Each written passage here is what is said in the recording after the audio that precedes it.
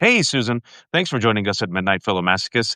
To keep the receipts, to connect the dots, to not gaslight ourselves, to not forget the breaking news of the day as we're bombarded with propaganda, disinformation, both sides bullshit, corporate media obfuscation, right? And we're all like the dog from Up, right? Squirrel, squirrel, squirrel. We just move around and we forget that just a few days ago, Vance Bolter, a Republican Trump voting Christian nationalist, had a hit list that included 70 people, including Democrats and abortion providers and lawmakers and right wing media has tried to gaslight us and completely, essentially retconned us from the fact that he is a Trump voter, not a transgender activist, not a leftist, not a Marxist. And that story, which should be a big news story, completely gone from the media. Gone, folks, right?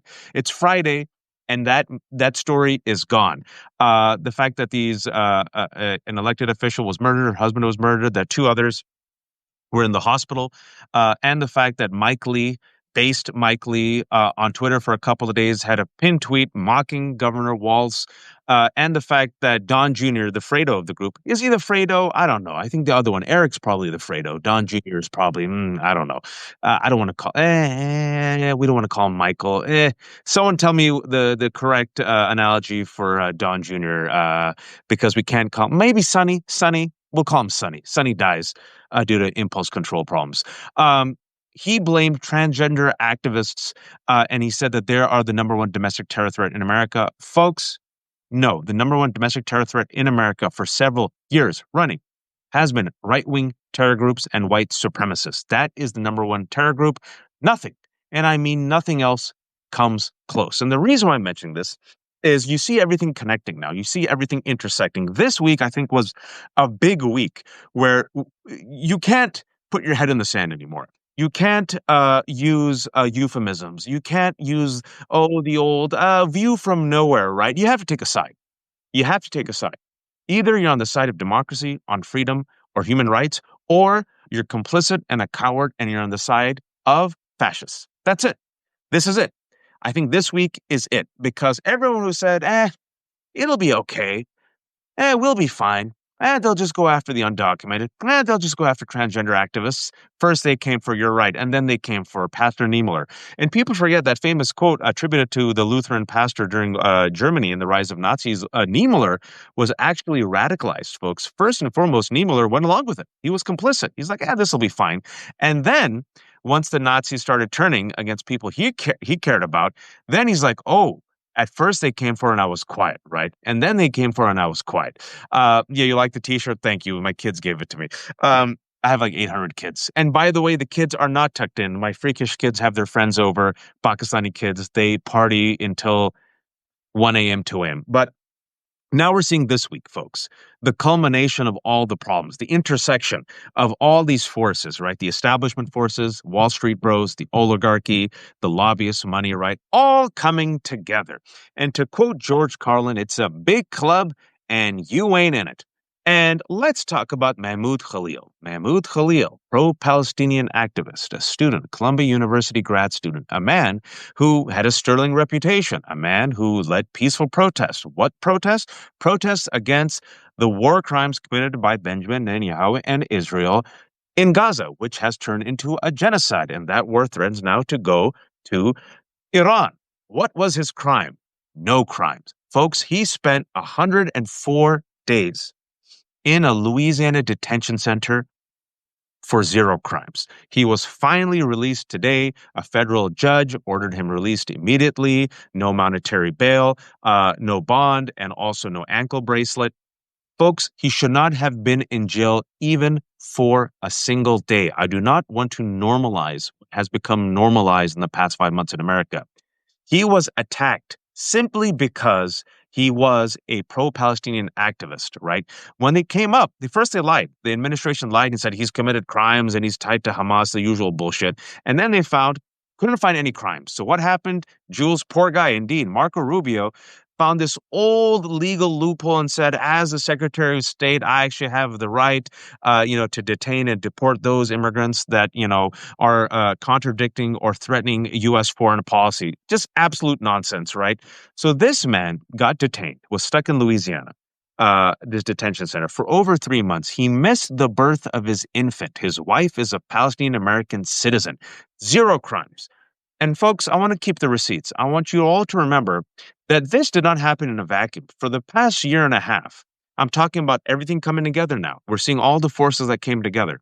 You saw corporate media essentially parrot a lot of APAC and Israel talking points. You saw corporate media doing a both sides when it came to, oh, well, some of these activists are extremists. No, the activists were overwhelmingly peaceful. The activists weren't Hamas or violent extremists. They were college students, right? They were so, go back and remember, folks, the demonization of these college students, right? They weren't just brown folks and Arabs and Palestinians. Many times, Jewish American students were the leaders of these college students saying, not in our name, right? They unleashed law enforcement against them, right? Defunding of Columbia University, accusations of anti Semitism. And the people who did that were the bad faith actors like Elisa Slotnick. Elisa Slotnick, who was a moderate, but then turned 180 into a full Trumper because she realized, I know where the wind is blowing. Let me, suck at the teat of Donald Trump. Sorry for that mental image. Maybe I can be the ambassador of the United Nations. Sorry, Elisa Slotnick. The world's smallest violin, right? Elisa Slotnick, when she was running for re-election, she spent money, folks. I keep the receipts, promoting the white supremacist anti-Semitic replacement theory, which had at that time already radicalized individuals to commit violence against Jews, Black people, and Muslims. And she still spent money promoting the replacement theory. Why? Because she realized the base was there. And then she teamed up with bad faith actors, billionaires like Ackman, people like AIPAC, right? Like elected officials, right? The right-wing MAGA folks who are just knee-deep in anti-Semitism and used anti-Semitism as a cudgel to go against what? Public universities. Christopher Rufo, a right-wing hack who literally weaponized a CRT and DEI into a weapon. He said that was his plan 4 years ago, openly admitted it, said we're going to manufacture CRT into be anything and everything that is seen as extreme. And then he openly said, tweeted, like the Bond villain, he openly told you the plot. He said, hey, by the way, I'm going to, no, is Alyssa Slotkin? Sorry, the one from New York. Did I mention her name? The who used to be the third ranking Republican. It's late, folks. You know who I'm talking about. The New Yorker Republican who wanted to be the ambassador, the U.S. ambassador to the United Nations, and then she got 86, right? Stefanik, Elise Stefanik. Thank you so much, DJ. Elise Stefanik. I get them both confused. We're talking about Elise Stefanik. Thank you so much. You all knew who I was talking about. I appreciate it. Smart crowd. They weaponized anti-Semitism, and Christopher Rufo openly said, right, this is the plot. He tweeted it. And he also tweeted that we're going to help mainstream this, launder it through center-left mainstream media, and New York Times gave him a friggin' column space, right? So literally, these people use the cudgel of anti-Semitism to go against pro-Palestinian activists, to go after pro-Palestinian groups, to go after Columbia University, right, to go after the Democrats, and they got the quote-unquote scalp, not my words, their words, of the Harvard president, right? They got the scalp of, if I remember correctly, UPenn president and Columbia University. And Columbia University, like so many other institutions, did what? Bent the knee, threw their students under the bus. You're right, Susan. Rufo was sadly successful. He was. He was successful. I always call Rufo like the most helpful Bond villain. If you've seen Bond movies, I love Bond movies. If you haven't seen Bond movies, spoiler alert, 2.5 hour movies. In the final half hour, James Bond finally finds a supervillain. And then the last third act, the supervillain traps him and tells the whole plot monologues, and James Bond escapes. Rufo and modern MAGA are literally like the world's most helpful Bond villain that in the first 10 minutes before the song credit and the titles and the golden women dancing, they find James Bond, tap him on the shoulder and say, hey, do you want to know our secret plot? Here's a PowerPoint. They told you in Project 2025, but I digress. These people attacked Columbia University. Columbia University bent the knee. And to quote Born Identity, you all know I love this quote, look at what they made you give. It still wasn't enough. And now you got masked agents, or plainclothes agents in Columbia University patrolling the university, right, that have the right to essentially, stop and or take these students who might be seen as agitators, right? So all this outside money to crack down on pro-Palestinian students, to crack down on freedom of speech, to crack down on First Amendment rights. And if we're to be honest, corporate media was okay with it. If we're to be honest, establishment Democrats were okay with it. Go back to your memory. Go back a year and a half. Really think about it, right? And at the end of the day, was it worth it? Of course not. Look at Columbia University. Absolutely maligned, humiliated, shamed, right? Look at the graduating class just booing the incoming dean, right? Look at all the graduating students. They know what's up. Each and every valedictorian of most of these places spoke up for Palestine. Standing ovation, applause. The NYU valedictorian who gave a 3-minute speech, they threatened to withhold their diploma from them. And the same thing happened at, if it was, I think, University of Michigan. And so, the reason I connect these dots is the Democrats also stayed quiet. And this week, folks, the saber rattling with Iran has increased. And who has been more against the war? Who has been more against intervention? Who has actually asked the questions about AIPAC and AIPAC's influence? Not the Democratic establishment, not Senator Schumer, not Hakeem Jeffries, not the corporate media. Folks, I might throw up in my mouth. Tucker Carlson. Tucker Carlson, Marjorie Taylor Greene, as of yesterday, Matt Gaetz, and Representative Massey have done more to ask questions about why the United States of America might join Israel in this destructive war with Iran than any of these Democrats. I just want to connect the dots. And so when Mahmoud Khalil was released today, it was not because of the Democratic establishment. It was not because of the corporate law firms. It was not because of corporate media. They completely forgot him, folks. Not only did they forget him, after Mahmoud Khalil, who spent 104 days in detention, essentially he was kidnapped and put in jail, he should have spent 0 days in the United States of America in that detention center, right? Who did they pick up? Rumeysa Ozturk, a hijabi Turkish grad student who had the audacity to co-write an op-ed criticize. They should even criticize Israel. She talked about divestment. Fast ICE agents picked her up, kidnapped her in the middle of the street. We all saw the video, right? Who'd they go after next? Badr Khan Suri, an Indian national teacher, a postgrad, right here 20 minutes from where I live, picked him up, 0 crimes, detained him because he's married to a Palestinian American woman whose father, like years ago, might have consulted Hamas, right? Then they went after this guy, the Columbia grad student whose name I'm forgetting right now, who went to what he believed was a citizenship test. If anyone, I'm doing this without notes, can drop me the name of this brother, this Columbia University a student, an activist, a person who reached out to Jewish communities, sterling person. He went to a citizenship test, and ICE was waiting for him there and picked him up. Right now, after they got away with all this, they're like, shit, we could get away with anything. So who'd they pick up? 238 brown people, including Kilmar Abrego Garcia. Picked them up, kidnapped them. These people were like living their lives, didn't even inform their family, no due process. Not only kidnapped them, put them on a plane, shackled them up. A jet said, turn around the plane. They said, sorry, we don't have jurisdiction. Sent them to El Salvador, to a prison where our taxpayer dollars are giving that crypto bro, Bukele, a wannabe aspiring fascist, $6 million to house these individuals. And let's not forget, Donald Trump said it's going to be the American burn next. He's open to sending citizens out. We forget. I don't forget. I try to keep the receipts, right? And Democratic establishment kept quiet.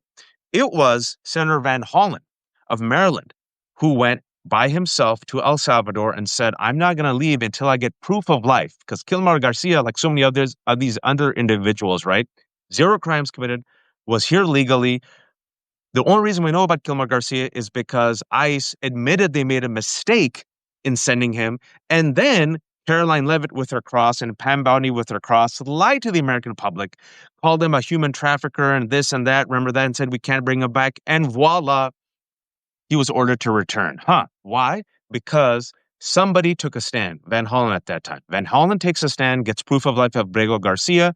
It's in the news. Democrats refused to talk about it because they were underwater on immigration. But because that story was in the news, as a result of that story being in the news, a lot of Americans, even Trump voters, were like, holy shit, man, we didn't vote for this.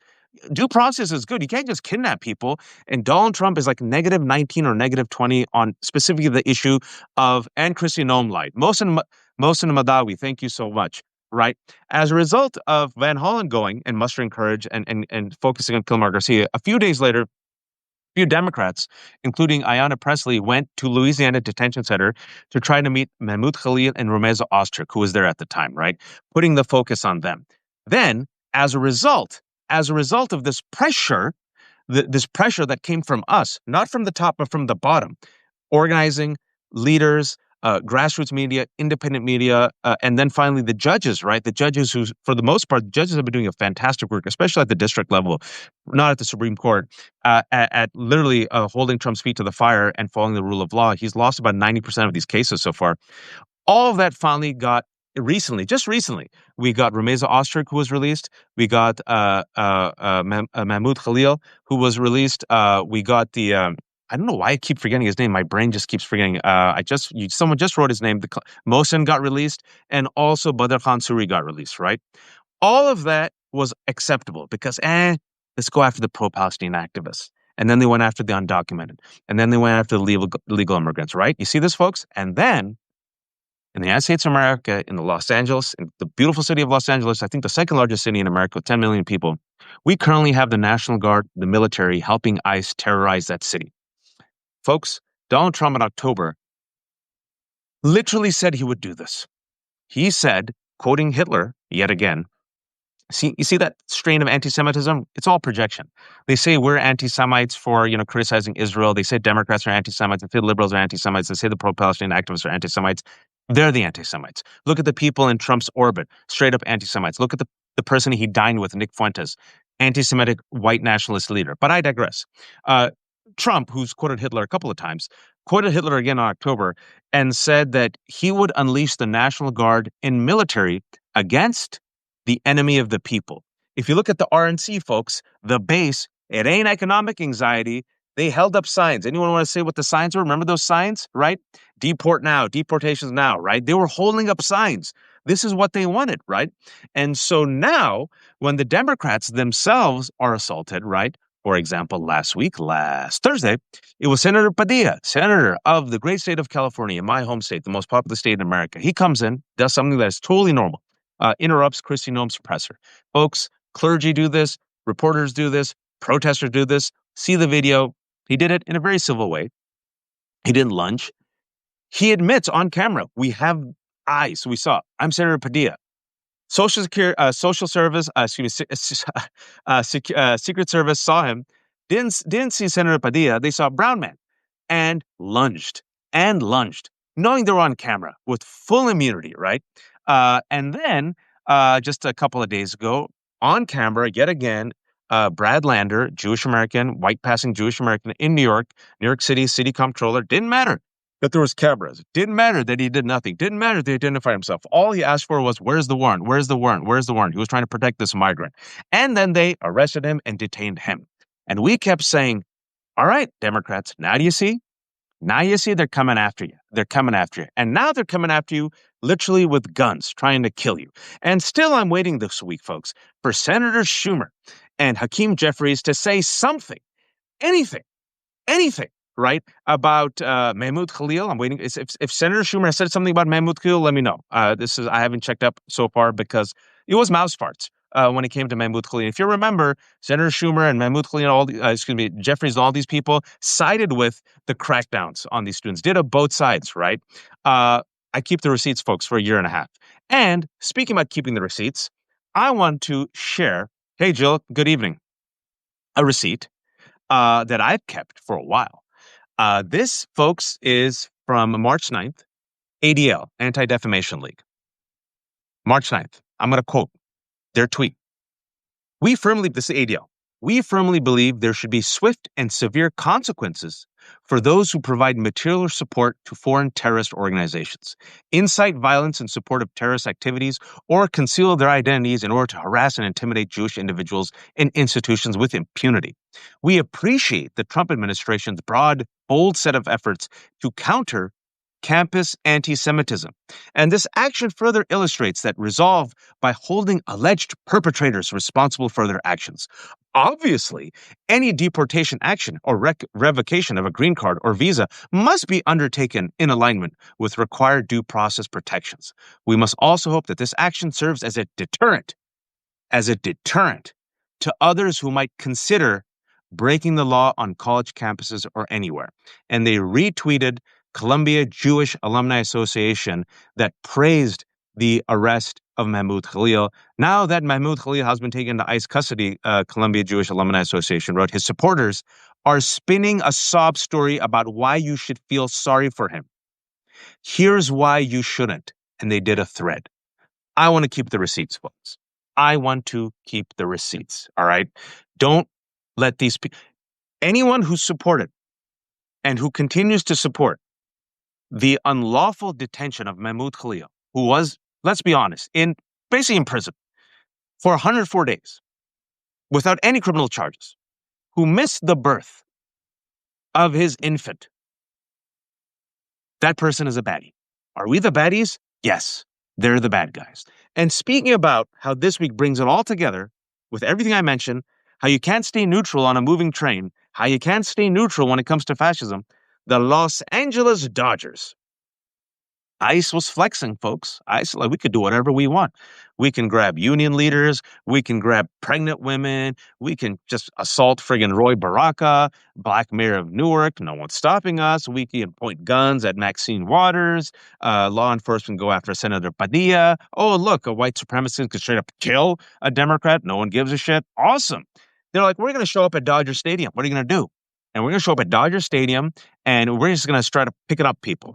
And then the Dodgers, folks, the Dodgers, I want to say this too, because some people got upset at me because I was taking cracks at the Dodgers, and they were thinking I was talking about boycotting the Dodgers. No.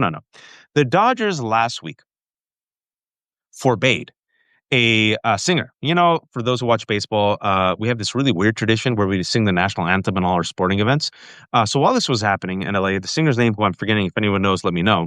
The Dodgers told the singer, who's a Latina, that you cannot sing the anthem in Spanish. He goes, I want to sing the anthem in Spanish, right? Friggin', this is LA, right? Like, a lot of Latinos, bilingual, without Mexicans and Latinos. LA ceases to function. California ceases to function. And that was type of her, not just protest, but showing solidarity with her people who are being terrorized. In fact, it's not just Latinos being terrorized. All of LA is being terrorized right now. If you go check out my interview with Jess Craven, she's an LA resident, been on the ground. She says they're literally terrorizing the entire city. So she says the national anthem in Spanish. She says F you. Not really F you, but it was an F you because she did it in Spanish. Dodgers were pissed. Why? Because the Dodgers wanted to bend the knee to MAGA, because MAGA was going to get upset that this national anthem in LA was being sung in Spanish, right? Singer was Neza. Thank you, Zoe. Neza. Respect to Neza. This is all on camera. You can't sing in Spanish, but why not? She goes, I won't. But then she did. And a few people were pissed, but the both sides bending the knee, like Columbia University, bending the knee, like these law firms, bending the knee, like CBS News, ABC News. It's never enough. Have you noticed? It's never enough. Bending the knee like Tim Apple. He calls him Tim Apple. It's never enough.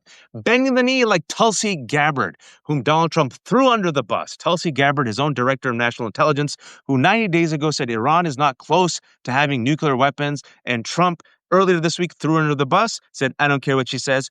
Threw her under the bus again today, and Tulsi Gabbard, being the reek that she is, trying to keep her job, I don't know if you saw her tweet, is kissing up and now blaming mainstream media, right? So Dodgers did that, and guess what? It still wasn't enough, because I showed up. And thankfully, Dodgers said, nope, you can't come into our private property without warrants. They turned ICE away. It was an awesome victory. 3 great victories. ICE got turned away yesterday. Mahmoud Khalil gets freed today.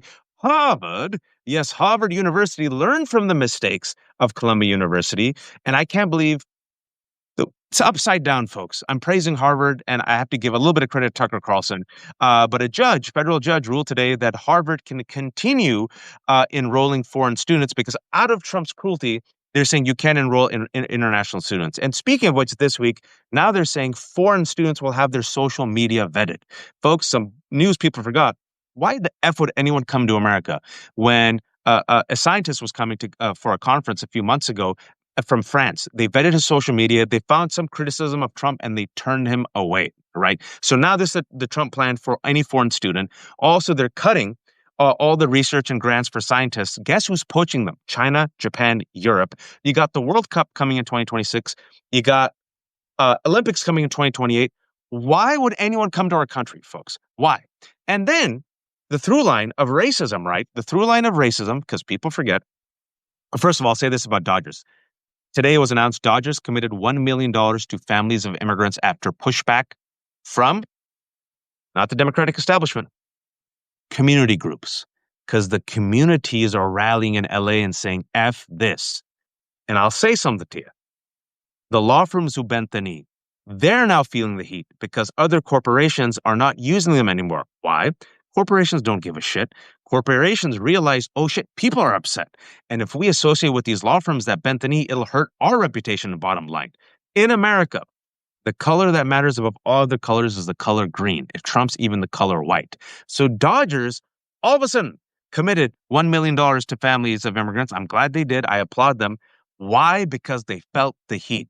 The law firms are getting hurt. Oh, Leanne, take a breath and drink of water. Watch. I'm on a roll. I got kids too. I'm in the zone right now. I talk fast. I think fast. And plus, I wanted to keep this 20 minutes. I think it's gone 30, but just a couple more minutes.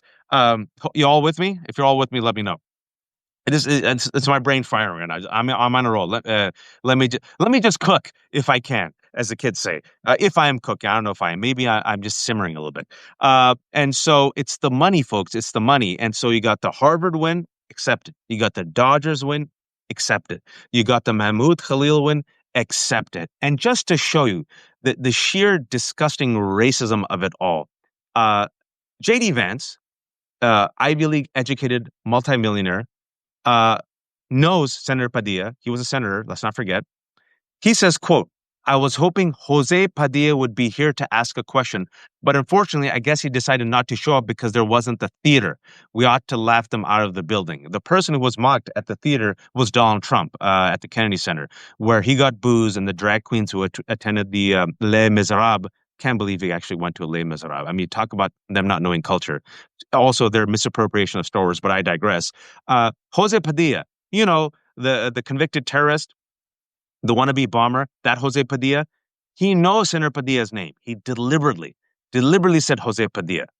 If you think this isn't racism, I give you yesterday, Juneteenth, where Donald Trump didn't commemorate it, didn't say anything, commemorated every other holiday.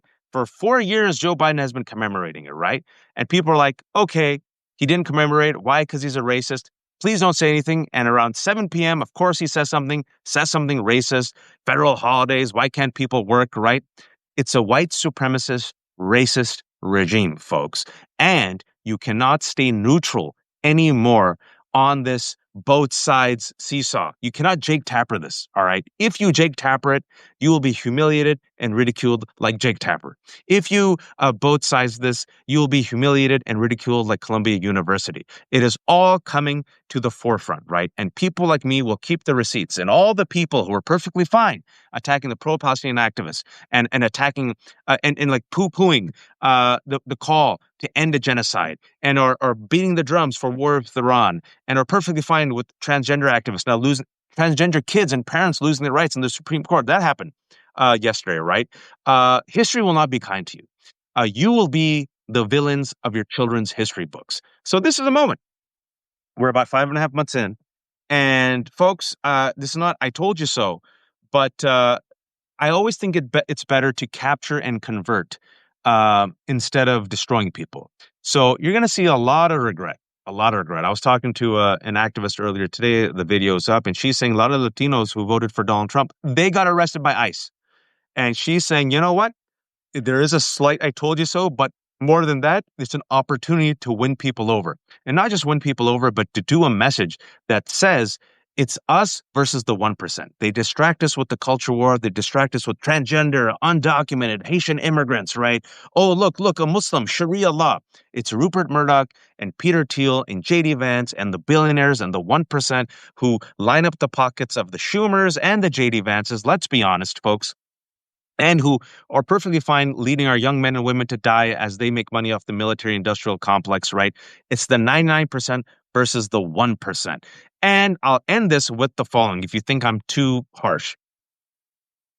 Andrew Cuomo, corrupt individual, predator, a man who was humiliated, a man who was rejected by the Democratic establishment. That same Democratic establishment today, in the form of Representative Clyburn, a Democratic leader, and in the form of Lawrence Summers, and in the form of Bloomberg, and in the form of Wall Street Bros, have gone all in for Andrew Cuomo. And if you think I want to quote you. I want to quote Clyburn, who should have known better. Quote, the same Clyburn who kicked Cuomo to the curb 4 years ago.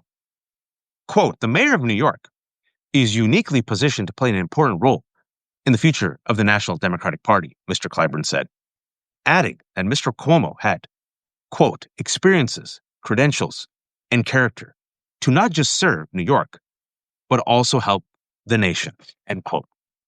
And why?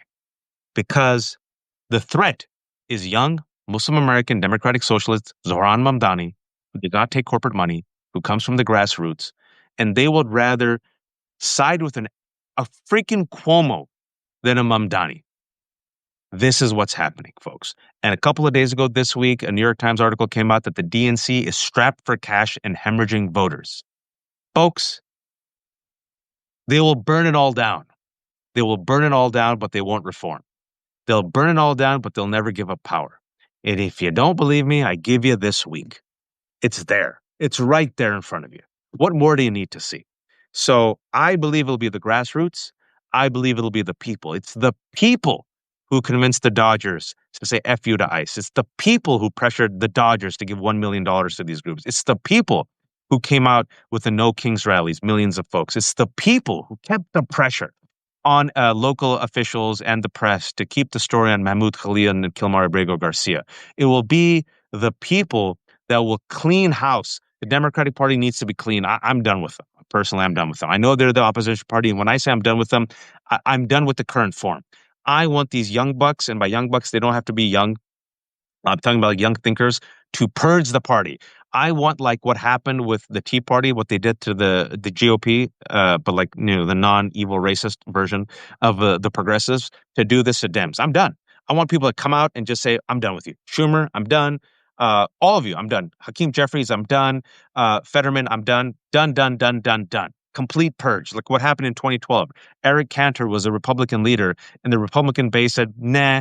And then you had that Tea Party revolution, and Eric Cantor was gone. So we need to see that because these folks, they ain't gonna cut it. So I spoke longer than I did. I had to get this all off my chest. Thank you for the 500 people who tuned in on a Friday or now a Saturday. Hopefully you all rest. I'm gonna go for a week to Florida with my family, but I'll do something on Monday, Tuesday. I'll keep working, even though I shouldn't. My kids are gonna make me go to friggin' Disney World. I've gone so many times. Oh, pop culture. Final thing I'll say because I want to talk about pop culture. The Left Hook. It started a year ago. I want to talk about a lot of stuff like Legos, pop culture, religion, theology. But the world is going to hell, so I got to talk about this. But speaking about pop culture, it's the 50th anniversary of Jaws, one of the few near perfect movies. If you haven't seen it, see it. It's a fantastic movie. Still holds up. Really great. And the reason why I want to mention it, I did this tweet earlier today, is how art imitates life, imitates art.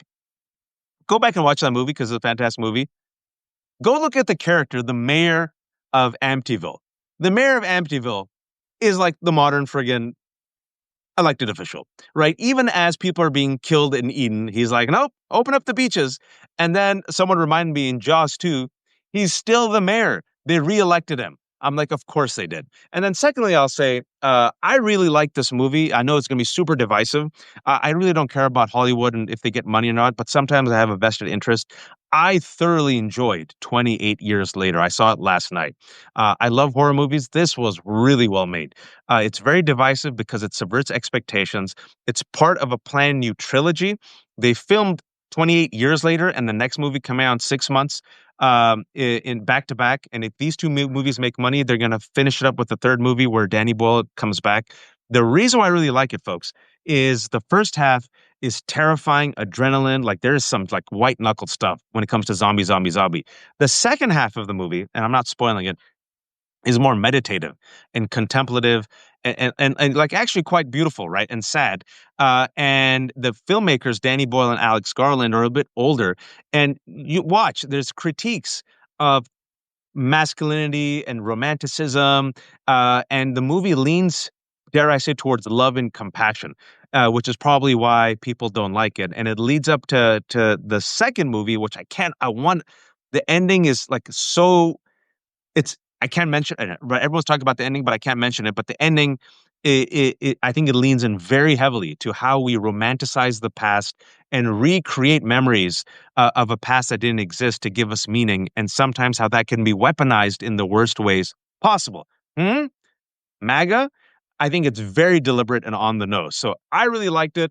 Apparently, it's a very divisive movie, but I thought it was really well made. The first half, man, there are some scenes in there that, whew, yeah, it was scary. The second half, very beautiful.